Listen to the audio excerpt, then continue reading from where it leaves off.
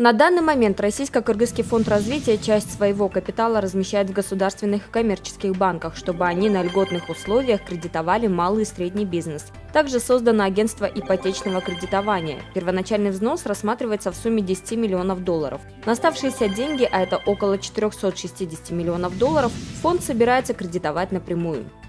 Фонд рассматривает заявки от успешных компаний, которые должны присутствовать на рынке более 3 лет. Сумма проекта должна быть от 3 миллионов до 25 миллионов долларов. При этом собственник проекта должен внести собственный вклад в размере не менее 15% от общей суммы проекта. Но чтобы освоить инвестиции в 3 миллиона, годовой оборот компании должен быть не менее 10 миллионов долларов. Даже если считать, что в среднем фонд будет финансировать по 5 миллионов долларов, то чтобы разместить 460 миллионов долларов, фонд должен выдать 92 кредита. А чтобы выдать столько кредитов, придется рассмотреть как минимум 1840 заявок, то есть 1 к 20.